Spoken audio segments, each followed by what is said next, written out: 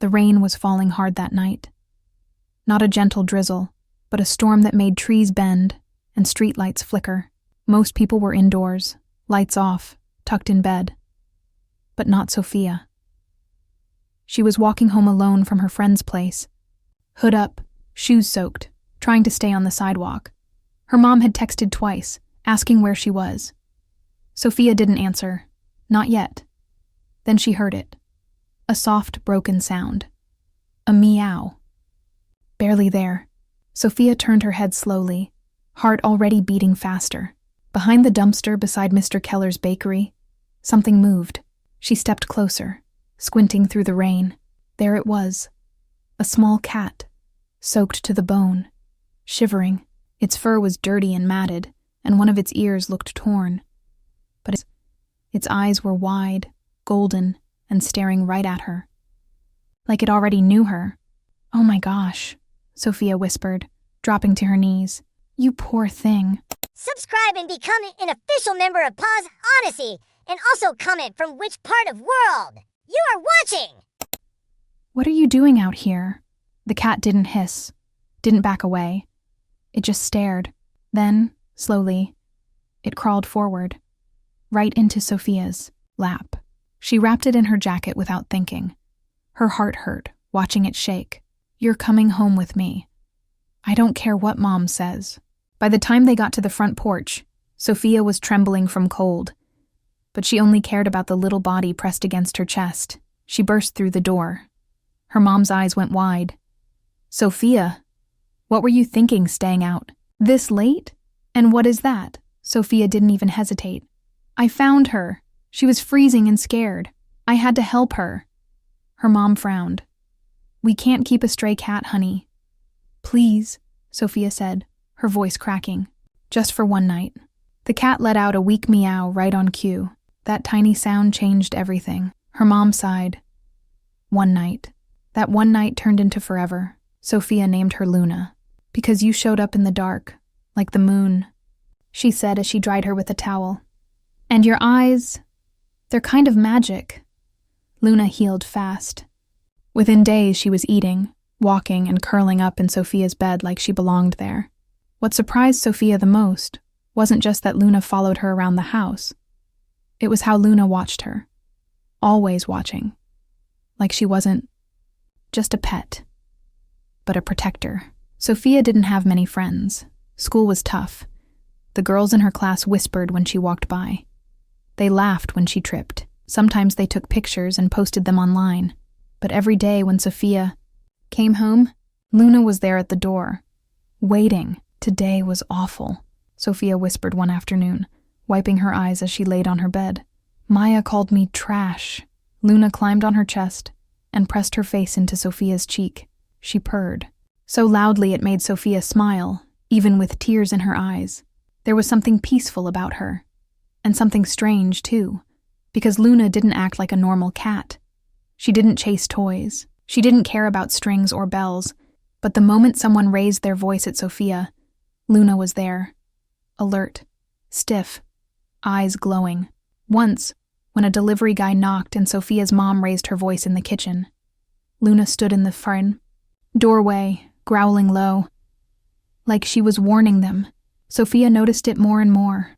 Luna listened to things no one else could hear. And then came the night of the growl. It was past midnight. Rain had started falling again, soft at first, then harder. Thunder rolled in the distance. Sophia had just turned off her lamp when she heard it. A deep, low growl. Not from Luna. From outside. She sat up fast, heart racing. The sound came again, closer this time. A slow, dragging growl. Almost like breathing. She turned to Luna. Luna was already up, standing on the windowsill, ears back, tail puffed. Her body was tense. "Ready." "What is it?" Sophia whispered. Luna didn't move. She just stared out the window, eyes wide. Then she growled. A long, warning sound. Sharp, angry, protective. Sophia moved to the window, pulled back the curtain just a bit. She couldn't see anything, just the backyard and the trees beyond. Then, movement. A shape near the edge of the yard. Too big for a raccoon. Too quiet for a dog. It moved like it was crawling. Sophia's chest tightened. Luna hissed. Suddenly the shape turned and vanished into the trees. Sophia didn't sleep that night. Luna stayed by the window the whole time. The next morning, Sophia said, "You're not just any cat, are you?" Luna didn't answer, of course, but her eyes, they looked like they'd seen more than Sophia ever could. And for the first time, in a long time, Sophia felt safe, even if something out there wasn't. After that stormy night, Luna never acted the same again. She barely slept. At random hours, she'd leap from Sophia's bed and run to the window, standing guard like a soldier. Sometimes she'd growl softly, at nothing. Other times, her ears twitched, like she heard things no one else could. Sophia noticed. "You okay?" she asked one night, sitting up in bed. Luna didn't respond, just stared into the backyard like she was waiting for something. It wasn't just once or twice. It was every night now. Sophia's mom grew worried, too. "Maybe we should take her to a vet," she suggested, but Sophia shook her head. "She's not sick. She's watching." At school, things got worse. Maya and the other girls kept whispering, kept laughing. One even pushed Sophia in the hallway. But Sophia didn't cry. Not anymore, because at home, Luna waited. Luna made everything feel okay, even if things around her weren't. Then came the day Luna bolted out the door. Sophia had just gotten home from school, tossed her backpack on the floor, and opened a snack. The front door hadn't fully shut behind her. And Luna? She ran. Fast. "Luna. Hey, Luna." Sophia dropped everything and followed her. Luna was already across the backyard, paws pounding the wet grass, heading straight for the woods. Sophia hesitated. Her mom had told her not to go in there. Ever since last year, when that teenager had gone missing, no one really trusted those woods anymore. But Luna was in there now, and Sophia couldn't let her go alone. She stepped over the fence and followed her in. The trees swallowed her fast. Everything got darker, colder. Leaves crunched underfoot. Luna was up ahead, tail low, ears alert. She kept glancing back to make sure Sophia was still behind her. "What are you looking for?" Sophia whispered. The deeper they went, the quieter the world became. No birds, no wind, just their breathing and the soft pad of Luna's feet, and then they saw it. Claw marks, deep ones, scratched into the bark of a tall tree. Sophia stopped in her tracks. The marks were fresh. Right below them, half buried in the dirt, was a torn strip of fabric, dark blue, like a piece of someone's backpack. Sophia bent down and picked it up. "Luna, what is this?" she said, her voice shaking. Luna growled low. The sound rumbled in her chest. Sophia's phone buzzed. It was her mom. She answered quickly. "Where are you?" her mom snapped. "I told you to stay out of the woods." "I'm sorry," Sophia said.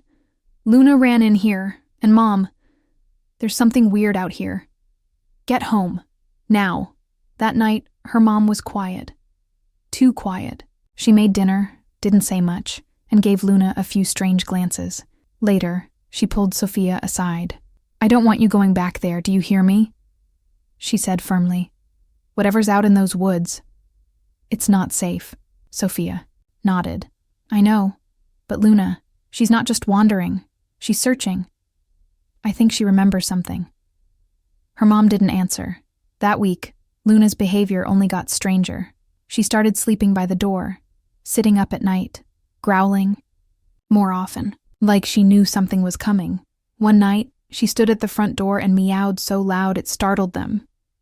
"Is something out there?" Sophia asked. Luna didn't move. She just stayed pressed against the door, eyes locked on the darkness. Outside. By now, Sophia barely slept either, and then it happened. It was a Friday afternoon. The rain had just started again, light and cold.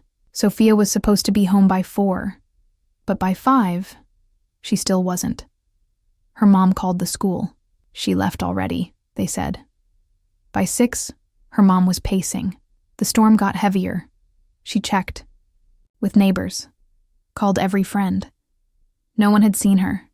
And Luna, she sat in the middle of the living room floor, eyes wide, tail swishing. She kept looking at the door. Then the window. Then the woods. Where is she? Her mom asked, voice cracking. Where is my baby? Luna stood up. She walked to the back door and scratched it once.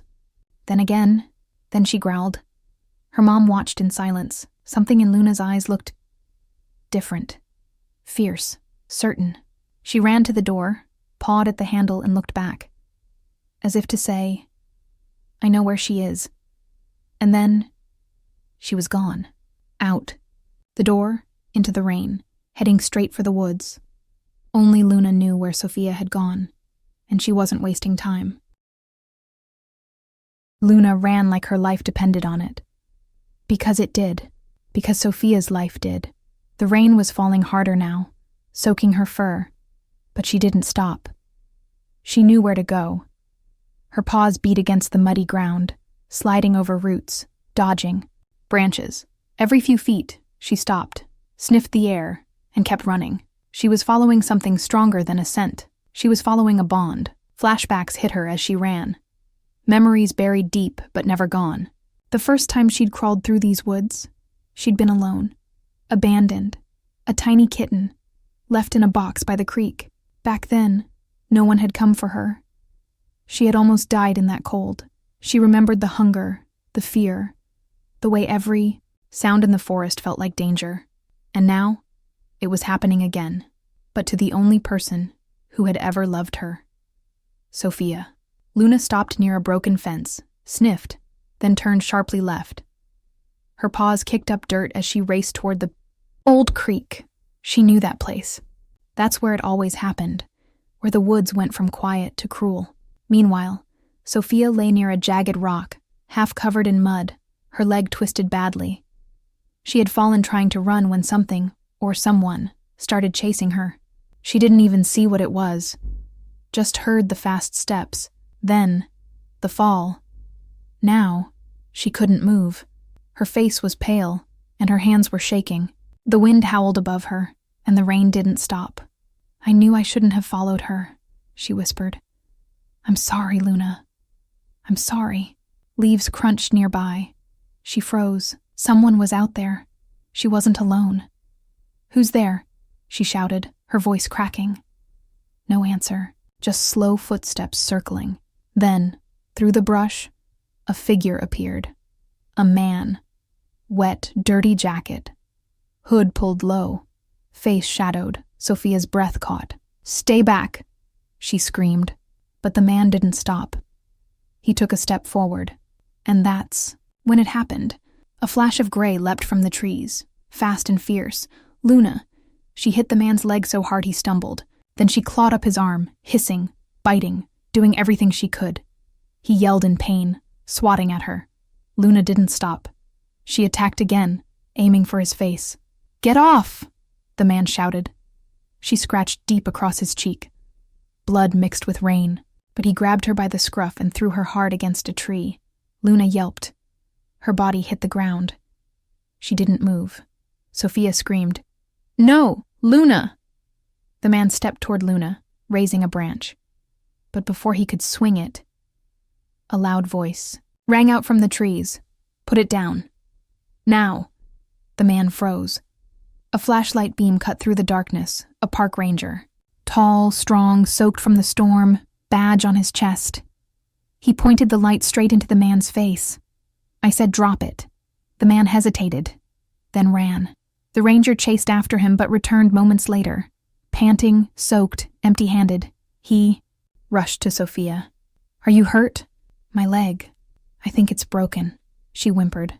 Please, check on my cat. The ranger turned. Luna was still on the ground, barely breathing. He knelt beside her, gently placing a hand on her small chest. She's alive, he said. Barely, but alive. Sophia started crying. She saved me. She found me. The ranger's face softened. She's the reason I came. I saw her, running from the trail. She kept stopping and looking back, like she wanted someone to follow. He picked Luna up gently, cradling her in one arm, and helped Sophia onto his back. They made it out slowly, through the woods, through the rain. Later that night, in the small emergency clinic near the forest, Sophia lay on a stretcher, ankle wrapped, mud still on her hands. Her mom sat beside her, holding her hand tight. Across the room, wrapped in a warm towel and lying on a heating pad, was Luna. A vet checked her vitals, eyes narrowing with worry. "She's tough," he said. "But she took a hit. We'll do everything we can." Sophia turned her head and whispered, "Please don't leave me. Please, Luna." Hours passed. The room was quiet. Everyone was waiting. Then, Luna stirred. She moved her paw, slowly opened her eyes. Sophia gasped, tears falling again. "She's awake," the vet smiled. "She's a fighter," and, in that moment, everything else faded away, because Luna had come back, just like she always did. And for the first time since the nightmare began, Sophia felt hope. Sophia opened her eyes slowly. The ceiling was white, the light soft, the smell like clean sheets and medicine. Her body ached everywhere. Her ankle was bandaged, her arms were bruised, her lips dry. But none of that mattered. Her first word was, "Luna?" Her mom leaned in fast. "You're awake." "Oh, baby." Tears filled her eyes. "Where's Luna?" Sophia whispered. Her mom hesitated. That tiny pause broke something inside Sophia. "She's not here?" she asked again, voice shaking. "They're looking for her." Her mom said gently, "She saved your life. The ranger said she led him right to you." Sophia's throat tightened. "She didn't come back?" Her mom shook her head slowly. "They said she ran off. Maybe to hide. Maybe because she was hurt." Sophia looked away, eyes filling with tears. "She always comes back." News of the rescue had already spread. By morning, the hospital room had flowers, cards, and even drawings from classmates.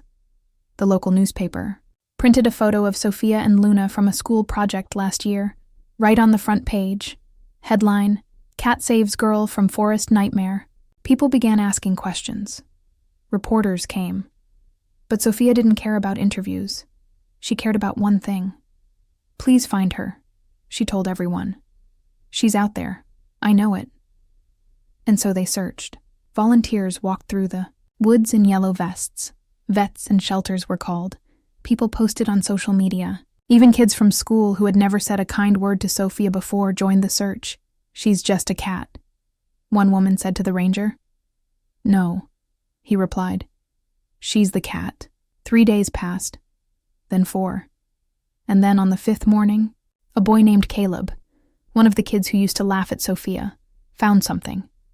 Near a hollow log deep in the woods, hidden under branches, was a small gray body. Thin.